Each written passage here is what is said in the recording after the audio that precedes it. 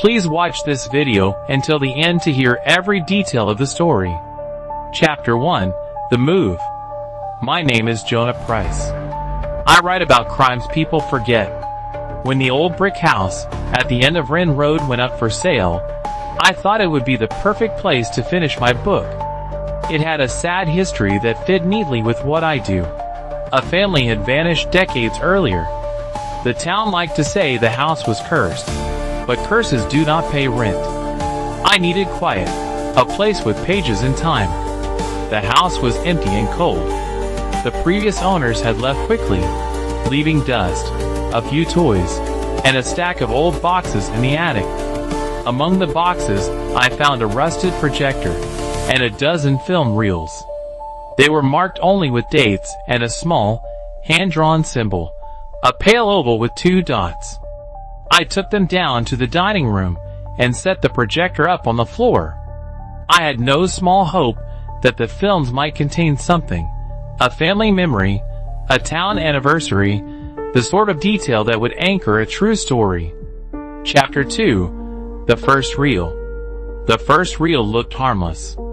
It showed a family in a living room. The father, the mother, and 2 children lapped around a cake. The film was grainy, the home warm. Then, about halfway through, the camera caught something at the edge of the frame, a tall shape, too thin, standing motionless in a doorway. Nobody in the room seemed to notice. The film kept rolling. The family continued, posed, and then the screen went black with a sound like a low choke. I fast-forwarded, rewound, and watched again. In the pause between frames, the figure appeared closer to the family. The children's faces went empty, like they were being watched and answering something only they could hear. The next cut showed the father slumped on the floor. The camera kept going, still recording. By the time the film ended, the room was silent, and the edges of the frame had a faint, oily shadow. I put my hand on the projector. It hummed, like a living thing. My first thought was that someone had staged this for effect. My second was that I should call the police. I did neither. I needed the truth, and I told myself I would find it in the rest of the reels. Chapter 3. A Pattern. The more I watched, the colder the house felt. Each reel showed a different family. Each showed happy moments, cookouts, birthdays, bedtime, and each ended with the same slow, mechanical slide into horror. The tall figure, I began to call it the pale man, appeared in the corner, sometimes behind curtains, sometimes just beyond the light. The children looked at the camera with faces that did not belong to their age. In some films, the adults did not fall asleep. They were moved, as if pulled out of their bodies. I started taking notes, dates, addresses, names I found scribbled on the film canisters. I went to the library and dug through old newspapers. There it was, reports of missing families, never solved. The houses were far apart, towns that had nothing in common beyond the footage, and that same crude symbol drawn in the margins of microfilm clippings. A woman at the library recognized the symbol. She said she had seen it carved in tree bark near the old mill. She gave me a warning that I should have heeded. Do not let what watches you be given a face. I thought I understood what she meant. I was wrong. Chapter 4. Signs at Home. My wife, Claire, and our 9-year-old son, Daniel, joined me in the house 2 days later. They liked the creaky floors and the big windows. I told him, half truthfully, about the reels. Claire frowned. Daniel asked if there were movies of monsters. A week passed, and small things changed. Daniel drew the pale oval with 2 dots over and over, pressing hard enough to tear the paper. He began to whisper at night. Once, I found him watching a blank wall in his room, arms loose at his sides, eyes wide and glassy. Claire said he was tired. I told myself it was stress. I kept watching the films. One evening I saw a new reel I had never noticed before. There, in the flicker, a child stood with his back to the camera in a room that looked exactly like ours. I froze. The child's hair was Daniel's. The outline of the curtains matched ours. The last frame caught the child turning very slowly toward the camera, face blank. Then the light cut out. I threw the projector off the table. The bulb shattered. The film slipped from the spool and spilled onto the floor like greasy strips of memory. Chapter 5. Unraveling. I tried to leave. The house tightened around us. The locks would not stay shut. At night I heard scratching in the attic, a slow scuff like nails learning to count. Daniel stopped answering when I called his name from the hallway.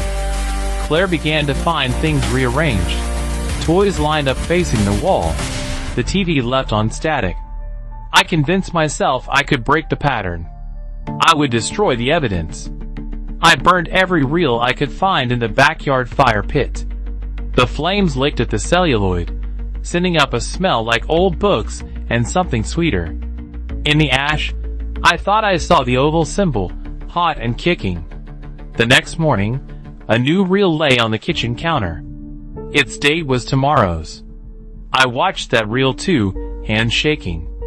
It showed our house empty, the rooms empty, then a figure moving through the rooms like a wind. The sequence ended on an image that stopped my breath. A photograph on the mantel that I recognized. A family portrait taken the month before, but in the picture the faces had been erased, all but one. Daniel's face sat there, perfectly clear and smiling in the wrong way. He was looking straight out of the frame at me. Chapter 6. The Last Projection. I set the projector in the pantry and taped the door shut. I waited until Claire and Daniel were asleep, and then I sat on the floor, the projector humming like a harp. I told myself I would watch once more and find a way to stop it. The film rolled. At first, it was just the house. Then a shadow moved. The pale man stood in the doorway, face like a blank film, eyes the two small dots. He lifted a hand. Daniel stepped into the hallway, sleepwalking, and walked straight into the light. His body was still, obedient. He turned and looked at me, and in that look something left his eyes, and went past me, like wind through a window. I lunged. I tried to pull him back, but my fingers closed on air. Claire woke with a soft cry. She put herself between us and the pale figure, as if it were a breaker of prayer. It moved through her like smoke. She slumped to the floor, and the scene froze in the projector, a final exposure. I do not remember everything after that. I remember the taste of metal. I remember holding onto Claire's hand, which was cold and dry as the film. I remember the sound of the projector slowing, clicking like a clock that had gone wrong. When the light died, the room was empty.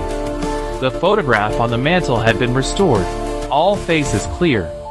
Daniel's smile was small and bright and very wrong. I write this in a borrowed notebook with hands that do not stop shaking. The reels are gone. The projector is a ruin. Claire is in the next room, asleep in a way that is not sleeping.